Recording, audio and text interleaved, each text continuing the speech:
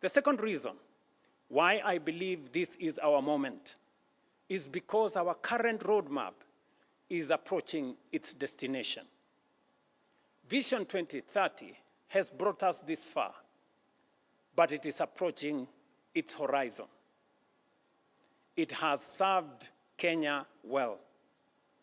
It transformed the way we think about national development, provided a common direction, inspired investment, guided policy in the public space, and demonstrated the power of long-term planning.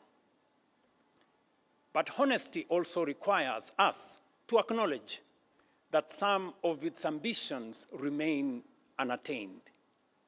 In several respects, we are still falling short of even the very standards we set out for ourselves. Vision 2030 set a target of Kenya becoming an upper middle income country by 2030. So far, we are off target. This is not a criticism of Vision 2030, nor is it a reason for disappointment. Rather, it is an opportunity to proudly learn from our successes, reflect with honesty on where we have fallen short, and define together Kenya's next long-term vision. The third reason why this is our moment is that the next great wave of economic transformation will, I believe, be African. The world is entering what may become the greatest wave of global economic transformation in the past 6 decades. And for the first time in modern history, its center of gravity is steadily shifting towards Africa.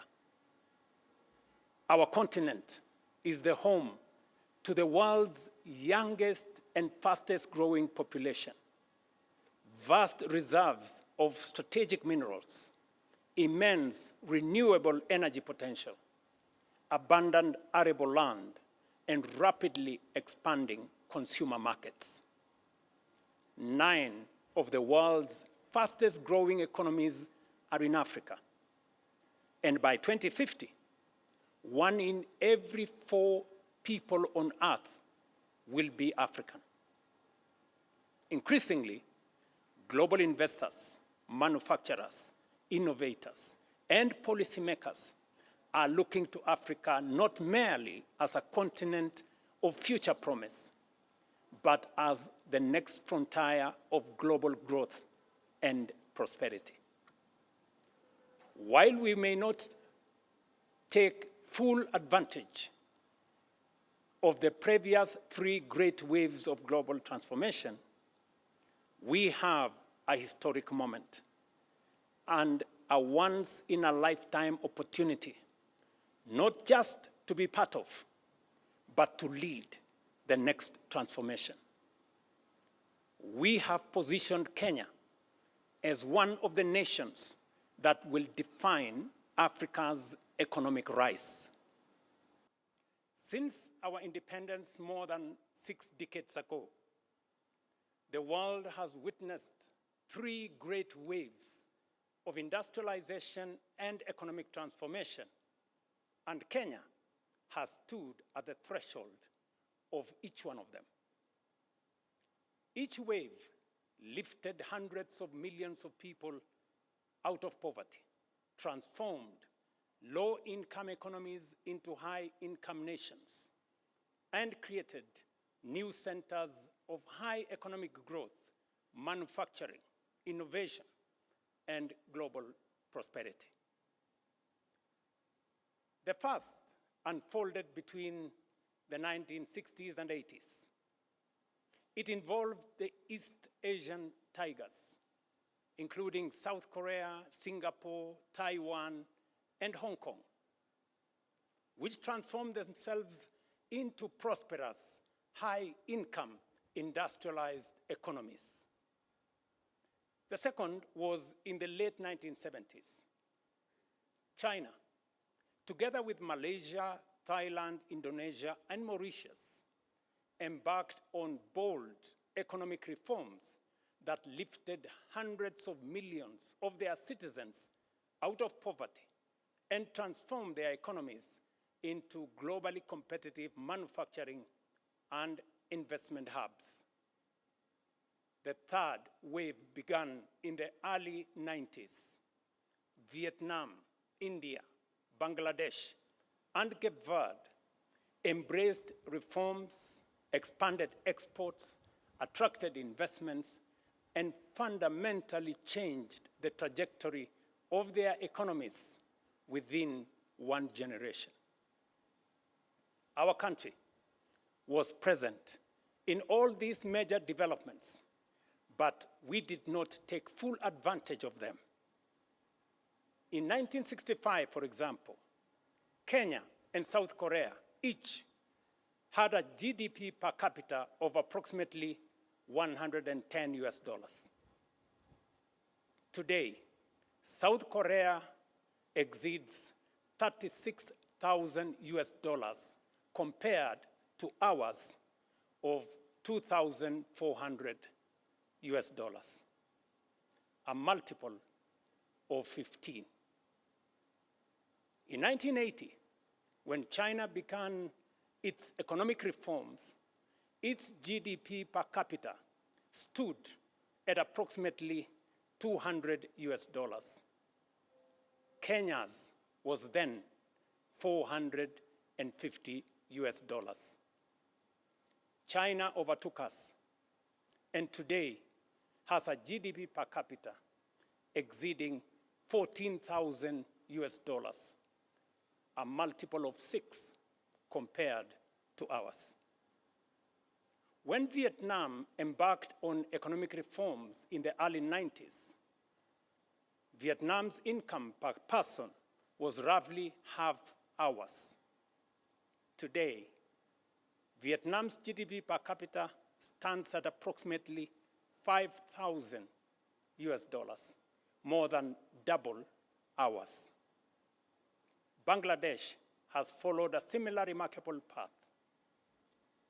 Even more sobering is the fact that we are now being challenged by countries much closer to home. Ghana's GDP per capita is about 3,200 US dollars, roughly 30% higher than ours. While Zimbabwe, after enduring decades of profound economic hardship, has recovered to a GDP per capita of about 3,000 US dollars, now slightly exceeding ours. The question we must ask ourselves candidly and honestly is why other nations have fulfilled so much of their potential while we have repeatedly fallen short. More importantly, what must we now do differently to ensure that the next chapter of Kenya's development story is fundamentally different from the last? Article 3 of our Constitution places a solemn obligation upon every Kenyan to respect, uphold, and defend the Constitution. Every Kenyan. That duty extends beyond merely safeguarding its provisions. It obligates each one of us to build a broad national consensus on the destiny of our republic. The future of Kenya is too important to be left to politicians alone. It must be imagined, shaped, and built by each one and all of us. Patriotism, therefore, is not only measured by what we say about our country. It is also measured by what we contribute to it, what we build for it, and what we protect within it. once we, as a people, define the national framework for realizing the aspirations in our Constitution, we will have settled the question of our destiny. Thereafter, the true contest of democracy should be about who has the best ideas, the soundest policies, and the best capability to take us there faster, more efficiently, and more inclusively. That is the political competition our nation deserves. This, ladies and gentlemen, is not a theoretical discourse. The decisions we make today will determine whether our Constitution becomes the greatest instrument of our national transformation in our history, or the greatest opportunity we missed.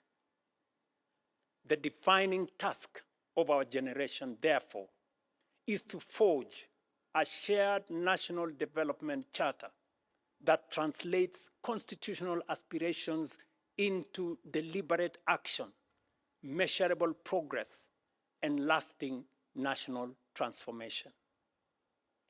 This is how constitutional ideals become possibilities. This is how rights become opportunities.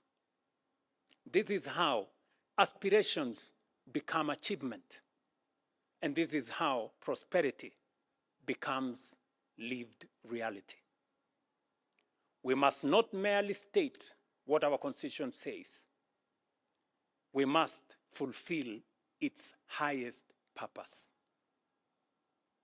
Fellow citizens, this is the conversation I invite our nation to have. It is not a conversation about producing another government document. It is about forging a new national consensus on the country we intend to become and the standards by which we shall measure our progress. It is about translating constitutional ideals into measurable development outcomes, outcomes into better lives, and better lives into national transformation and shared prosperity. If the defining achievement of those who came before us was to give Kenya a constitution worthy of our aspirations, then the defining responsibility of our generation is to build a nation worthy of that constitution. Over the past several months, I have engaged and sought the counsel of current and former national leaders, of political leaders, scholars, business leaders, faith leaders, professionals, civil society, grassroots representatives, and most importantly, young Kenyans from every part of our republic. Those interactions reinforced one conviction above all: a vision worthy of guiding Kenya for the next generation cannot be written by government. It cannot be crafted by a handful of experts, however distinguished they may be. Nor can it emerge from a single institution or political formation. It must be forged through a genuinely people-driven, citizen-centered, and future-focused national process. One that draws upon the collective wisdom, experience, imagination, and aspirations of the Kenyan people, while remaining open to the very best ideas the world has to offer. It was in that spirit that I invited Professor Hiroyuki Hino, Professor Anyang' Nyong'o, and their distinguished colleagues to begin examining Kenya's future beyond the Vision 2030. Last week, I had the honor of receiving their proposals on strategic guidelines for Kenya's long-term national transformation. The thrust of their proposal is both ambitious but also achievable. That Kenya can become a prosperous, high-income, industrialized, and globally competitive nation within one generation, provided we remain united in purpose, disciplined in execution, and unwavering in our commitment to long-term national transformation. These proposals provide the foundation for a much broader national conversation, a conversation that now belongs not to government, nor to the authors of that report, but to every Kenyan. Fellow citizens, there is, however, some good news. We can, we must, and we shall, together, get it right this time round. History rarely announces the arrival of defining moments. Yet, there are occasions when the forces shaping the world create opportunities that come, perhaps, once in a generation. I believe we are on the threshold of one such historic moment. I believe so for 4 compelling reasons. First, 4 years ago, our priority as a nation was not to imagine Kenya's next chapter.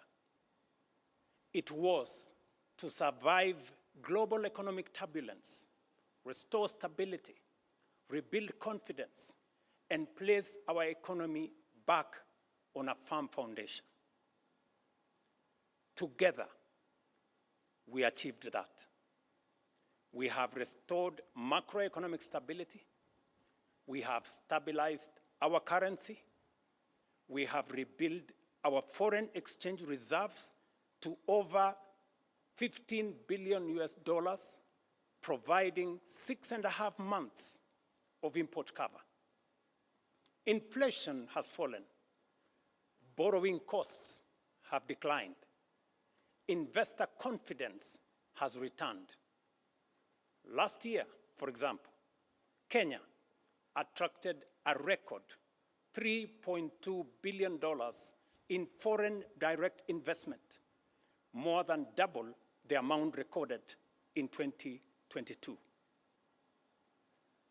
The 2025 IMD World Competitiveness Ranking placed Kenya as the most competitive economy in Africa, reflecting the confidence our reforms have restored. Because we have restored stability, rebuilt investor confidence, and laid a firm foundation for our economy, now is the perfect opportunity for Kenya to begin shaping the next phase of our national development. That is why, in my State of the Nation address last year, I challenged us to begin thinking beyond the immediate demands of today and to start imagining a futuristic roadmap for our nation. That was not simply a call to dream. It was a call to prepare and an invitation to begin building the institutions that will support Kenya's long-term transformation. That journey has already begun. We have already established the National Infrastructure Fund to ensure the investments essential for Kenya's transformation are financed sustainably.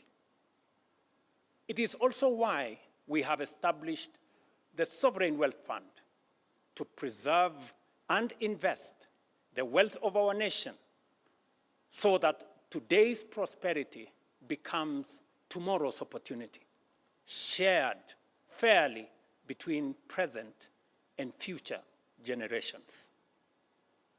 Together, these institutions represent more than new opportunities. They embody a philosophy of nation building, that lasting prosperity is built through institutions that outlive governments, inspire long-term investment, safeguard intergenerational wealth, and provide confidence in our economy. We have not defined with sufficient clarity what patriotism, equality, social justice, and sustainable development should demand of us as government, as institutions, leaders, or citizens. Yet, these constitutional aspirations cannot fulfill themselves. We must, as a nation, collectively define the standards by which they should be measured and establish a common national development charter for their realization.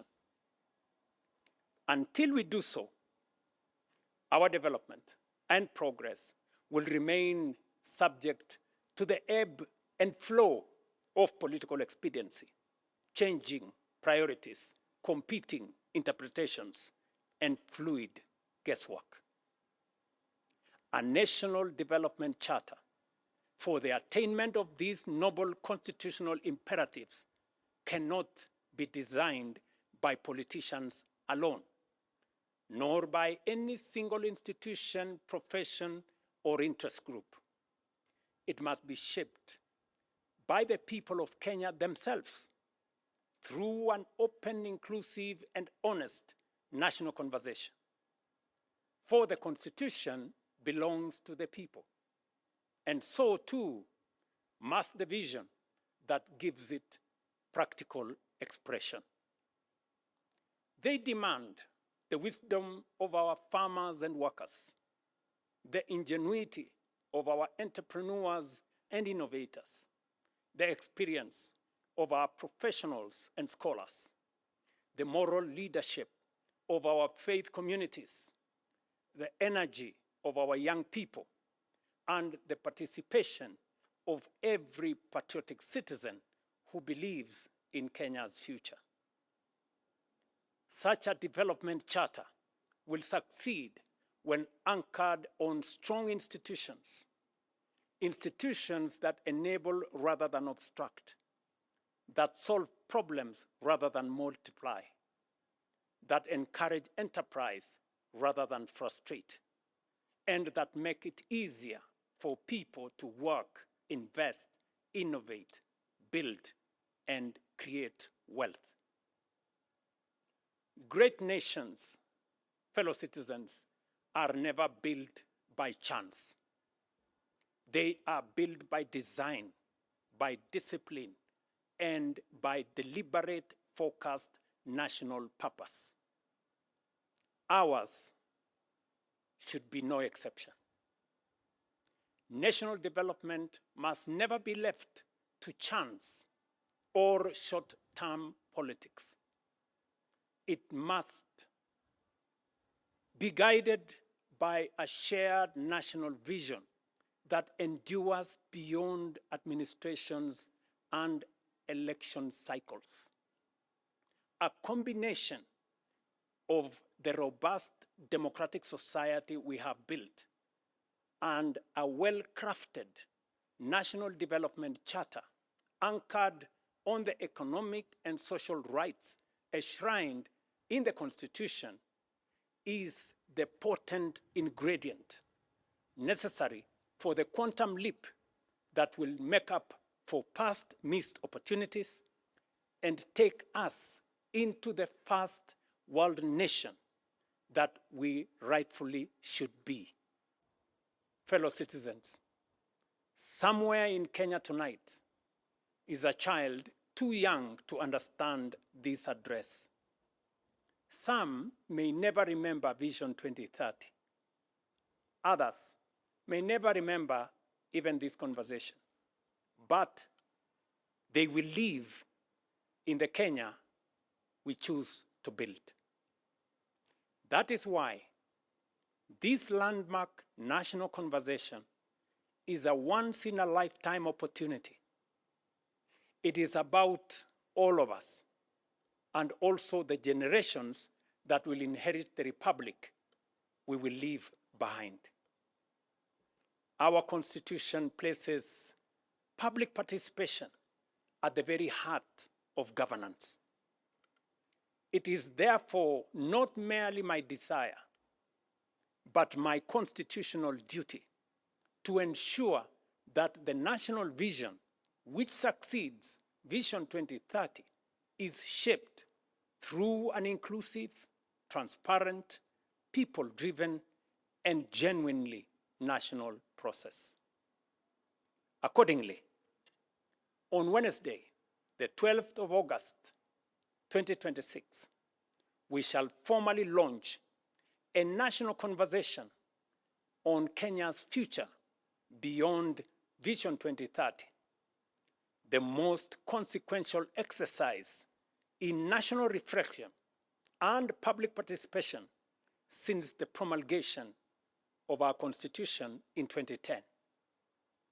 We shall bring together every institution of our republic, every county and every generation, leaders from political parties, the private sector, workers' organizations, faith communities, universities, professional associations, innovators, civil society, our creative industry, and above all, our young people will be at the center. In 2010, we gave ourselves a constitution worthy of our dreams. The task of our generation is to build a nation worthy of that constitution. We have secured the foundations of our democracy. Let us now secure the foundations of our prosperity. When we achieve both, we will have fulfilled not only the letter and the spirit of our Constitution, but its highest purpose. Let us rise together, write that next chapter of our republic. God bless you all. God bless Kenya, and I thank you. This conversation is potent because the time has come to fulfill not only the political and governance promise of our Constitution, but also its equally compelling promise of development, national transformation, and shared prosperity. Fellow citizens, the Constitution envisages both a democratic and a wealthy and prosperous nation. Democracy allows us to organize power, protect liberties, and govern ourselves. Through our democratic institutions, our laws and policy reforms, we have steadily transformed that constitutional principle into a proudly democratic national culture. The next chapter of our national transformation journey is to operationalize the Constitution's development charter. The Constitution establishes our national development mandate. It requires us to build a wealthy, economically developed, and prosperous nation, and defines what government must ultimately achieve. A nation that is just, inclusive, and sustainable.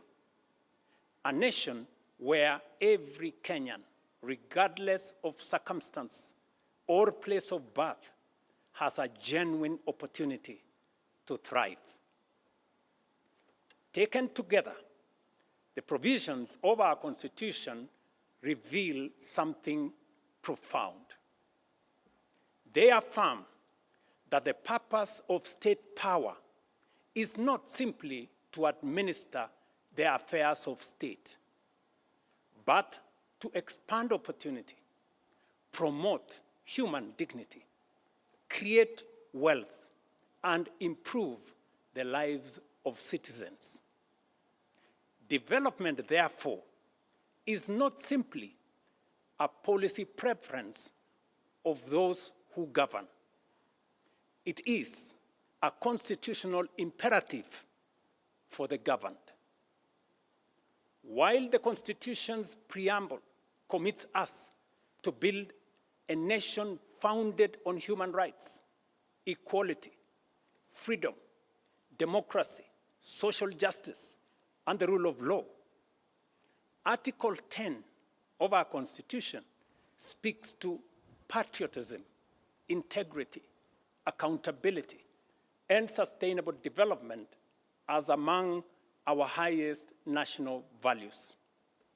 Moreover, our Constitution in Article 43 guarantees every Kenyan the right to the highest attainable standard of health, accessible and adequate housing, and reasonable standards of sanitation, freedom from hunger, and adequate food of acceptable quality, clean and safe water in adequate quantities, social security, and education.